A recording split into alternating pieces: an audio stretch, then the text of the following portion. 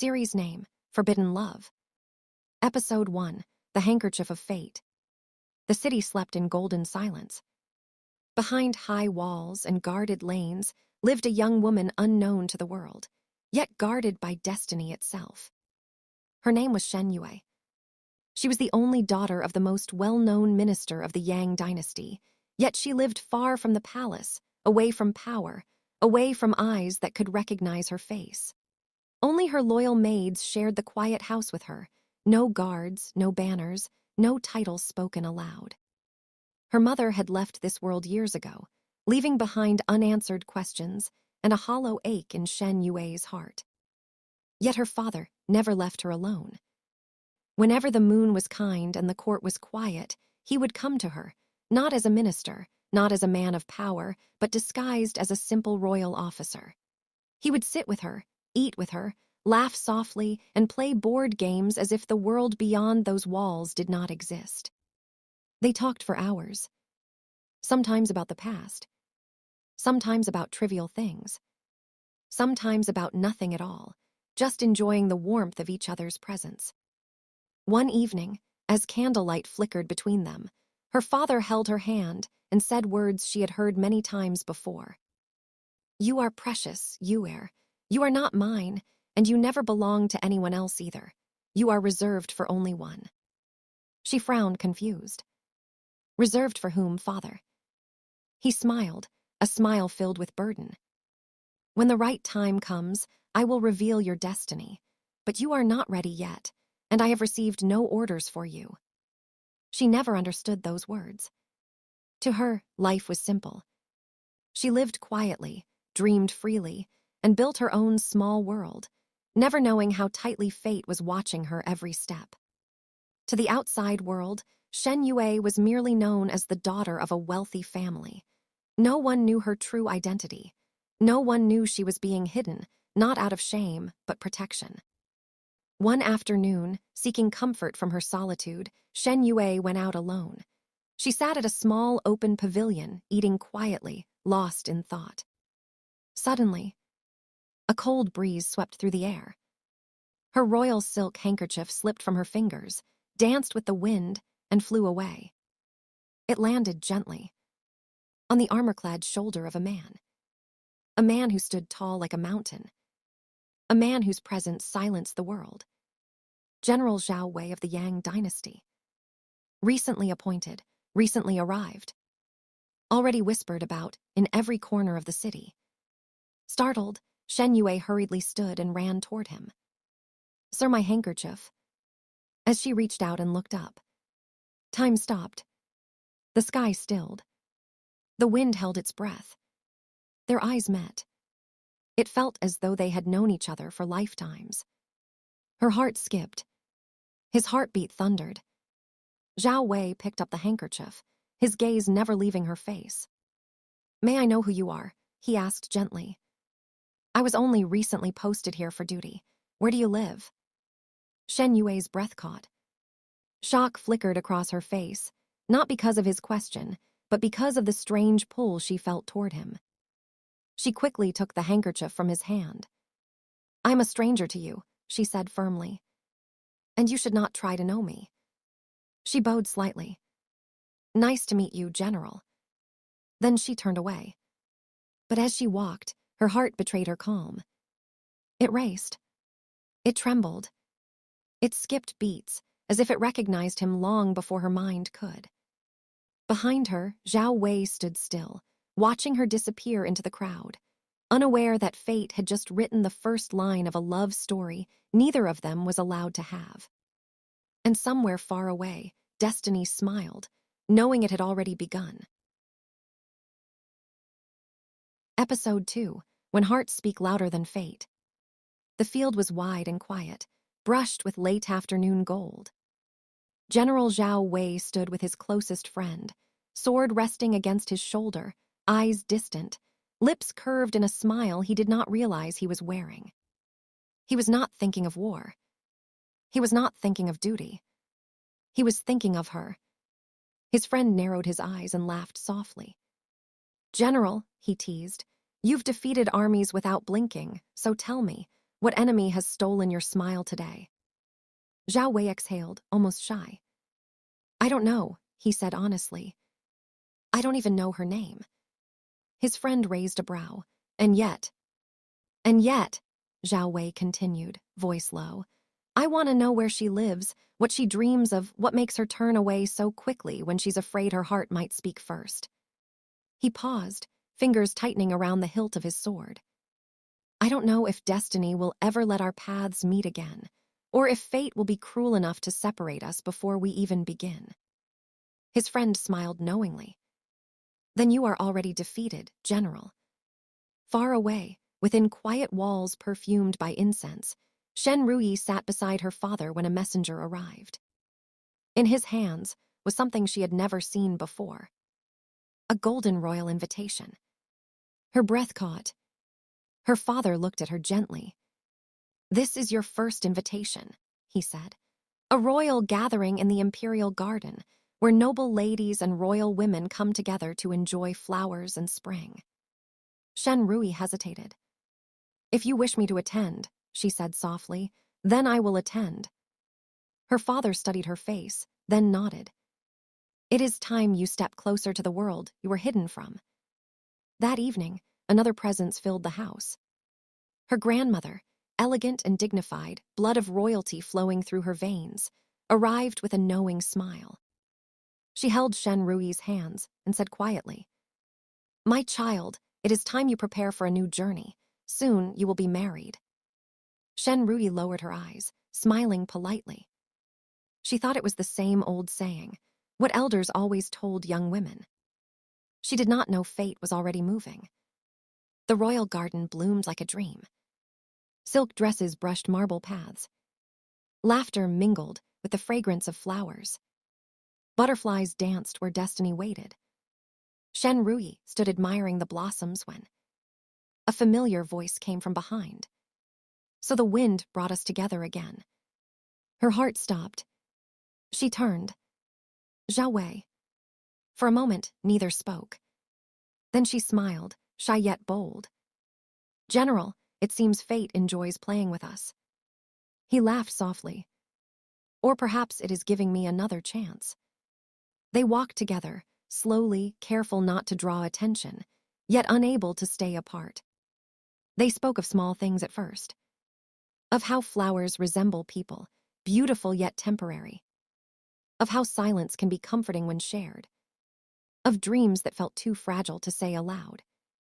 You remind me of spring, Zhao Wei said quietly.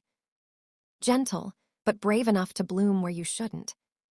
Shen Ruyi's cheeks warmed. And you, she replied, remind me of mountains strong but lonely. Their eyes met. Something deep and unspoken passed between them. Then Zhao Wei noticed the women around them. They are all of royal blood, he said carefully. Why are you here? Shen Ruyi smiled, not answering. In that moment, understanding dawned in his eyes. You are not ordinary, he whispered. You are hidden. He hesitated before asking. Who is your father, your lineage? She did not speak, but her silence confirmed everything. Relief and fear struck him at once. Relief, because she was worthy of every beat of his heart. Fear, because such love was never allowed. If destiny separates us, he said slowly, I fear I will still search for you in every lifetime. She looked at him, eyes shining. Then promise me, she said, that you will not forget this moment. I could forget my name, he replied, but never you. That night, Shen Ruyi returned home, but her heart did not. She sat by the window, moonlight brushing her face. I must see him again, she whispered. She turned to her maid. No one must know, not even father. Her maid hesitated, then nodded. I've heard the general patrols the mountain path at a fixed hour. Shen Ruyi's pulse raced. A bold step. A dangerous choice. Before dawn, a quiet carriage left the house, carrying a girl who did not yet understand. That love, once chosen, demands a price.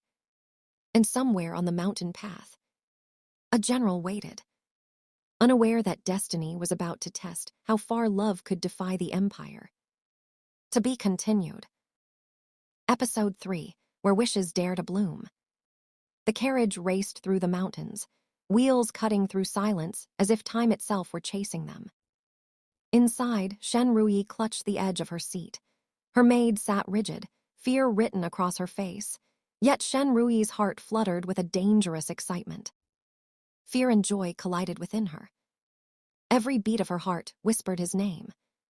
At the mountain path, environment was green and beautiful. A lone figure approached, mounted on a powerful horse, armor catching sunlight. General Zhao Wei. The carriage slowed. Shen Ruyi stepped down, lifting her gaze. He looked down at her from his horse. For a moment, neither breathed. "Am I dreaming?" he asked softly. "Or are you truly standing before me?" She smiled, eyes shining. "I was going somewhere, but seeing you, I thought I should greet you." "And where are you going?" he asked. "I could ask the same," she replied gently. "I am patrolling with my scouts," he said. "This land is still unfamiliar to me." They spoke of the cool night air, of the quiet hills, of how peaceful the world felt when war was not speaking. Then Zhao Wei leaned closer, voice low and tempting. "I may be new here, but I can show you a place you have never seen." She lifted her chin, playful. "I have seen almost every place in this region." A slow smile curved his lips. "Then come with me," he said. "Ride with me, and I will show you a place you will never forget and never regret." Her heart answered before her mind. "I trust you." She mounted his horse, sitting before him, veiling her face as his hands steadied her. The world disappeared. They reached a forgotten place. An ancient temple, hidden by time and trees, untouched by footsteps. A weathered Buddha statue stood in silence, eyes closed as if guarding centuries of secrets. Shen Ruyi bowed deeply. "Thank you for bringing me here," she said. "This place feels sacred." Zhao Wei nodded. "It is said," he murmured, "that if two people make wishes here, they will never be separated, neither in this life nor the next." She looked at him, breath caught. They stood side by side. They prayed. Neither spoke their wish. Yet both wished for the same impossible future. When they left, the carriage waited. This time, Shen Ruyi rode carriage within it, while Zhao Wei guided it on backside of carriage. "What did you wish for?" she asked softly. He smiled. "If a wish is spoken, it will never come true." She laughed quietly. "Then let the silence protect it." That night, Shen Ruyi bathed in warm water, eyes closed, but her thoughts never left him. She had fallen. Deeply. Irrevocably. At dawn, the palace stirred. The Queen Dowager, dignified and sharp-eyed, stood in front of King, in royal courtyard where the young king listened attentively. King Liangjun, handsome, wise beyond his years, a ruler who sought prosperity for his people. "You are old enough to choose your empress," the Queen Dowager said. "The decision has already been made." The king frowned slightly. "Grandmother, I was never told my late father made such a promise." "She was hidden for her protection," the Queen Dowager replied, nomming Shen Ruyi's father. The king's eyes widened. "But what if I do not like her?" he asked honestly. "What if she does not share my vision for ruling this kingdom?" The Queen Dowager smiled calmly. "You will meet her in due time. Fate rarely chooses wrongly." Elsewhere, Zhao Wei knelt before his mother. "I have found her," he said quietly. "The woman I wish to marry." His mother's face softened, then tightened with fear. "She is of royal blood, isn't she?" "Yes." Tears shimmered in her eyes. "Then I am afraid for you, my son. This love is forbidden." "Pray for me," he whispered. "That love will be stronger than fate." In her secret courtyard, Shen Ruyi painted under broad daylight. With every brushstroke, his face emerged, his eyes, his strength, his gentleness. She smiled softly. "You look handsome here too, General." Her maid rushed in, alarmed. Your Highness, hide it, this is dangerous. Shen Ruyi laughed quietly, cheeks warm. I didn't sleep even a moment last night, she confessed. My heart refused. Days later, among shelves of ancient wisdom, they met again. In the royal library, where only royal blood was permitted. They pretended to search for books, yet found only each other. They spoke of poetry and war, of politics and peace, of favorite writers and forbidden dreams. I wish this moment would never end, Shen Ruyi whispered. Zhao Wei looked at her, eyes full. Even if time steals it, my heart will remember. That night, she read the book he had suggested. But every word blurred into his face. And as candlelight flickered, destiny turned another page, moving them closer to a truth that would soon tear the world apart. To be continued. Episode 4, When Love is Silenced by the Throne. The royal library stood quiet, wrapped in shadows and waiting. Shen Ruyi standing and reading her book, watching from the window, a book open in her hands, but not a single word reached her heart. Outside, rain began to fall, soft at first, then heavier, as if the sky itself had grown restless. Unable to resist, she rose and stepped toward the doorway. The rain felt heavenly, pure, gentle, endless. Don't step further. She turned. Zhao Wei stood there, holding an umbrella, rain tracing silver lines down his armor. If you step out, he said softly, your garments will be soaked. She smiled faintly. Then perhaps the rain wishes to touch me. They stood close, close enough that the world disappeared. What does this rain tell you about me? He asked, voice low. Shen Ruyi looked at the sky, then at him. It tells me that spring is coming. He shook his head, eyes warm with emotion. No, he said. This rain tells you that my love is showering upon you. Her breath caught. She lowered her gaze, cheeks burning. He placed the umbrella in her hands. Keep it, he said, so you won't forget tonight. She did not answer, but that night she slept with the umbrella beside her. And his words echoed through every heartbeat. Morning came like a blade. Shen Ruyi's world shattered before breakfast. Her father stood silent. The Queen Dowager stood firm. A decision had been made. An engagement sealed. A small royal box was placed into Shen Ruyi's trembling hands. This decree, her father said quietly, is so powerful that even mountains tremble before it. Her ears rang. She heard the words, but they felt distant, unreal. By noon, the truth spread through the palace. Shen Ruyi was raised for only one purpose: to become the Empress of the Yang Dynasty, the future wife of King Liangjun. She walked away in silence, hands shaking. Behind the palace, beneath wet earth and falling leaves, she buried the decree in the mud, as if hiding it could erase fate. That evening, disguised and desperate, she went to him. Zhao Wei lay resting when she entered. He sat up at once. Rosie. Tears spilled before she could stop them. My marriage has been decided, she whispered. I cannot tell you to whom, but it is a royal decree. He froze. This is our last meeting, she said, voice breaking. I came only to say goodbye. He reached for her, but she stepped back. Then she turned and ran. That night, her grandmother summoned the maids. From this moment, the old woman said, voice sharp with authority, protect Shen Ruyi with your heart and soul. She no longer belongs to herself. Then she turned to Shen Ruyi. Now is the time you think only of His Majesty. The path you once walked is closed. Shen Ruyi bowed, but inside she shattered. Under moonlight she ran. Barefoot, breathless. She found Zhao Wei in the night garden. Butterflies glowed like drifting stars. Nightingales sang. The world was painfully beautiful. Let us run away, Zhao Wei said, gripping her hands. I don't care about titles or fate. She cried, shaking her head. If I run, she sobbed, my father will be executed. The Yang soldiers will hunt us to the ends of the world. They held each other like it was the last breath of life. "It is our farewell," she whispered. But fate was watching. The Queen Dowager discovered everything. A royal envoy rode through the night. A decree was read aloud before Shen Ruyi's father. "It is time to return Shen Ruyi to the palace. Her secret actions behind curtains shall be punished and disciplined. Prepare her before palace boundaries." Her father closed his eyes. The sky thundered. Love had spoken, and the throne had answered.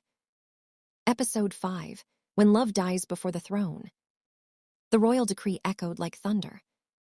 As the words were read aloud before Shen Ruyi's father, his hands trembled. He stood vulnerable, exposed before the empire. A man who had protected his daughter from the world, only to realize the world had already reached her heart. He never imagined his daughter would dare to love. Behind closed doors, Shen Ruyi collapsed into her maid's arms. The small box, given by her father, lay clutched against her chest. They cried until their voices broke. They both knew the truth. A princess's mistake was never hers alone. It stained bloodlines. It shattered honor.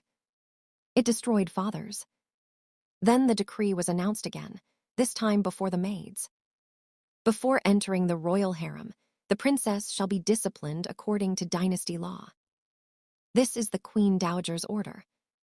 Shen Ruyi felt her soul leave her body. Far away, the Emperor Liang Jun paused when a painting was presented before him. It was her. Elegant, quiet, unaware of her own power. He stared longer than he should have. "Who is she?" he asked softly. The Queen Dowager said nothing, only smiled. Their meeting was no longer far. That same night, Shen Ruyi was seized. Guards surrounded her. Hands pulled her away. She was taken to an abandoned place where sunlight rarely touched. A place meant to break wills. This was the domain of Madame Chichi, an arrogant, feared woman. The one who shaped stubborn women into royal concubines or destroyed them. Many had left her hands obedient. Many had left in chains. Some never left at all. Madame Chichi entered slowly, eyes cold. "Princess," she said, "your good time is over. This place is enough for you to stay alone for one day. Think carefully." She leaned closer. All empresses suffer. Discipline decides survival. Shen Ruyi's voice trembled, but did not bend. "If my destiny is to become empress," she said through tears, "then I hate my destiny. This authority has taken everything from me." Madame Chichi laughed softly. "You will learn." Shen Ruyi was locked inside an empty room. Tied to a bed, walls closing in, hope slipping away. Far away, Zhao Wei received the news. His blood froze. "If she enters the palace," he said, eyes burning, "I will never reach her again." He decided. Even alone. Even against the empire. A servant slipped a message into the darkness. "Tonight, run." She ran. They ran. Through mountains and thorns. Through pain and blood. Injured, breathless, torn. They hid inside a cave, fire flickering weakly as night swallowed the world. Their clothes were ripped. Their bodies wounded. But their hearts still alive. Under a tree, Zhao Wei held her face gently. "I swear," he said, voice breaking. "I love you more than my life. I cannot bear a world where you suffer." Tears streamed down her face. "The Emperor hasn't even seen me," she whispered. "If he knew, he is kind. He would never allow this." She collapsed from exhaustion. Then, steel clashed. Royal guards emerged from the shadows. Zhao Wei stepped forward without hesitation. Behind him stood the woman he loved. He fought. He protected. He fell. Zhao Wei died in Shen Ruyi's arms. His blood soaked into the earth as she screamed his name. The night swallowed her voice. She survived. Barely. She was taken back, alive, to her father's home. Broken, hollow, empty.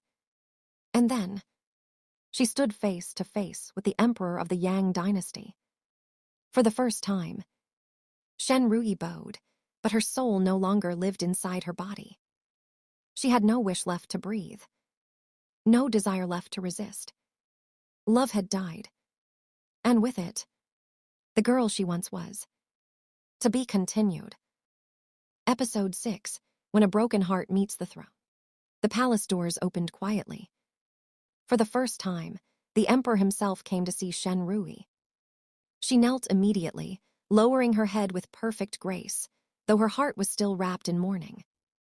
The emperor studied her for a long moment, her calm posture, her lowered eyes, the silence that carried 1,000 untold stories.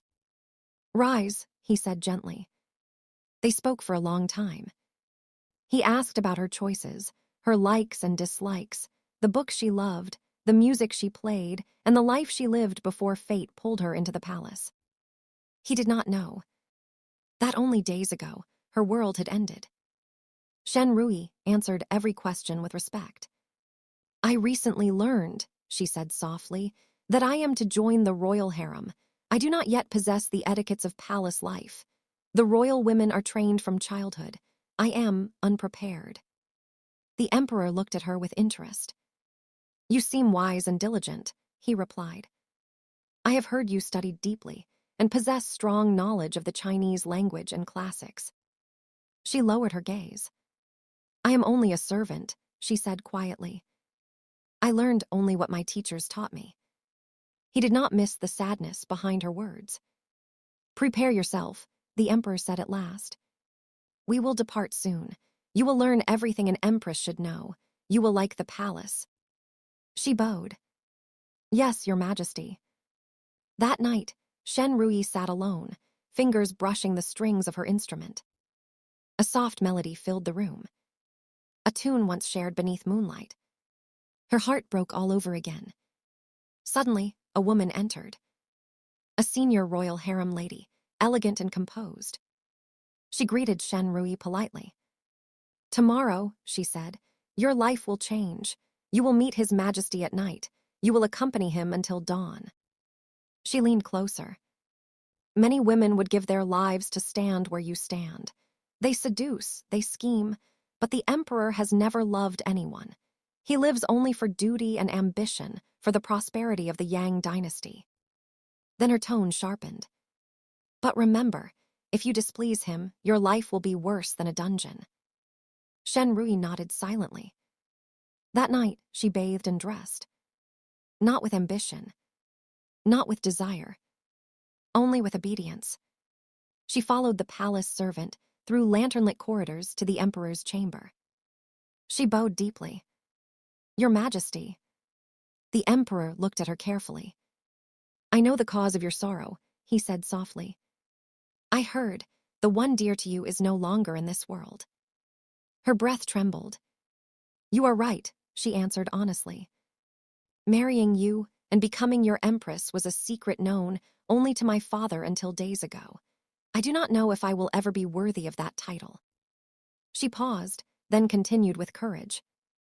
"I have heard of the dangers on the Yang borders, the threats from Xia Dynasty, the ambushes in Xinjiang province. To live by your side is an honor." Her eyes glistened. "But my heart is still in grief. I am here as your servant. Whatever you command, I will fulfill." The emperor was stunned. Not by her beauty, but by her sincerity. He stepped closer. Gently, he lifted her chin. "From this moment on," he said, voice low, "you are precious to me." His heartbeat betrayed him. "We will speak of the Yang Dynasty," he continued. "Of prosperity, reform, and peace. But before that, I wish to know you." Something shifted in his gaze.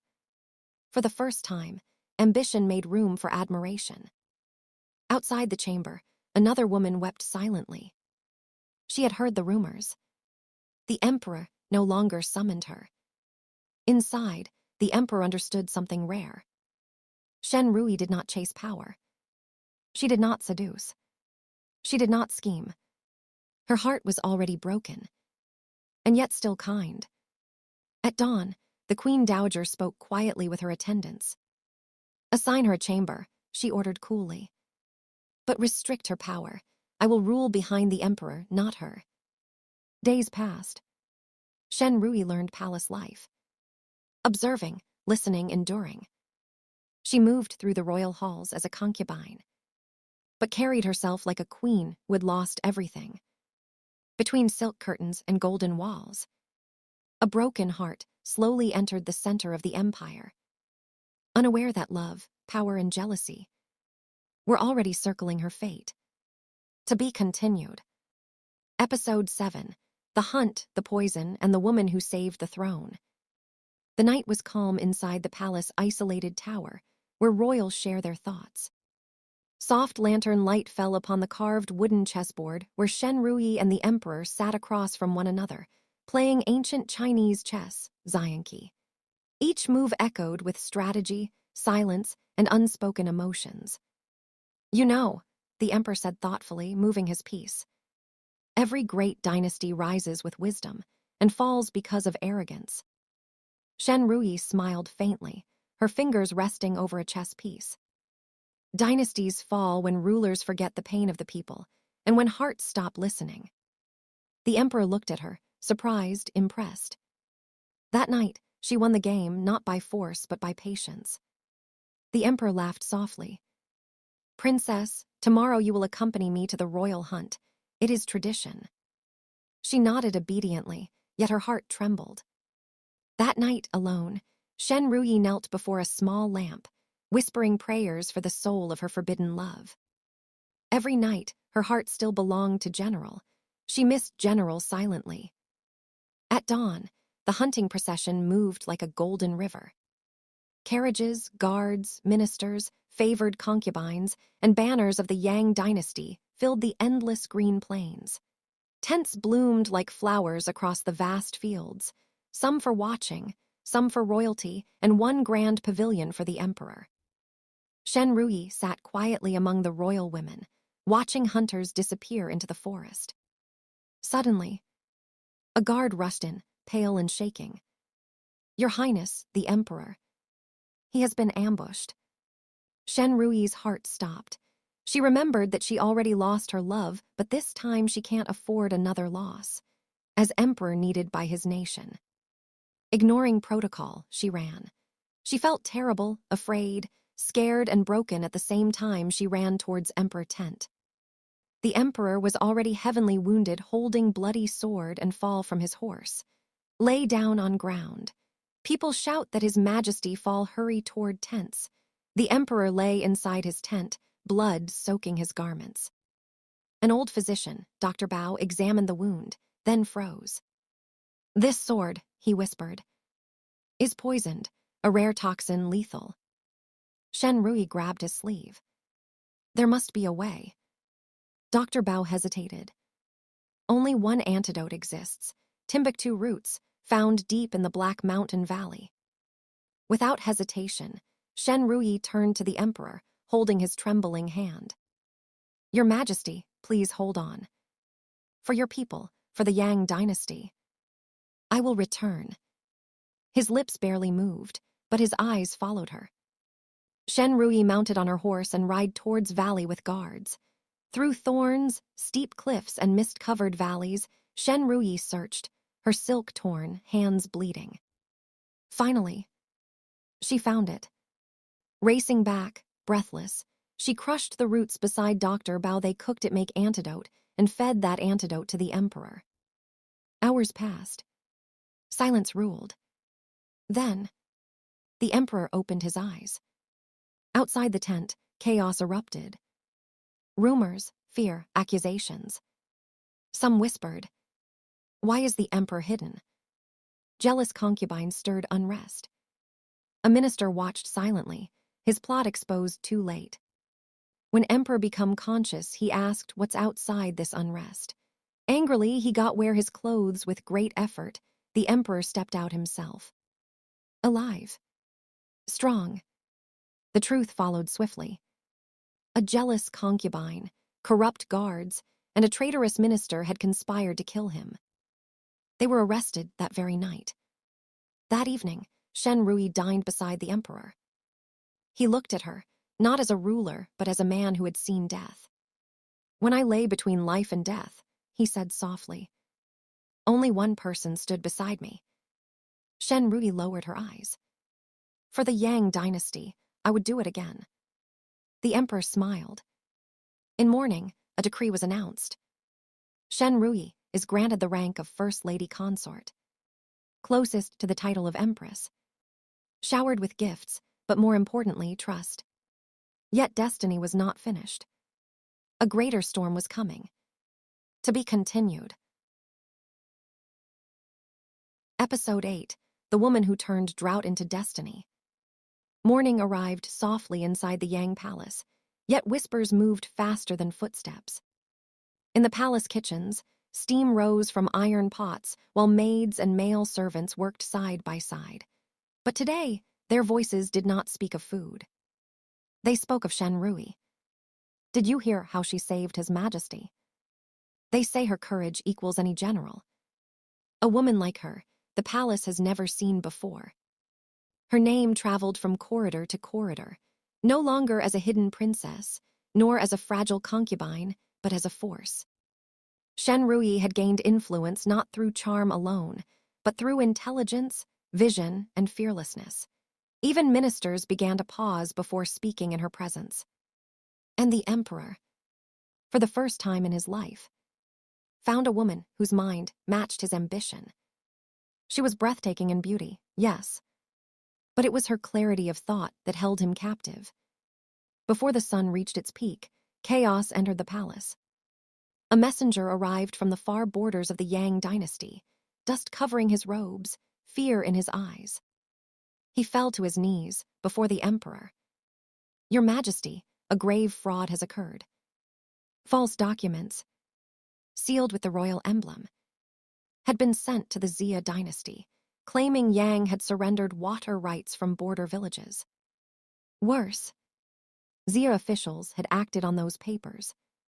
Canals were blocked. Fields turned barren. Villages dried into dust. Men starved. Children cried. Families fled their homes.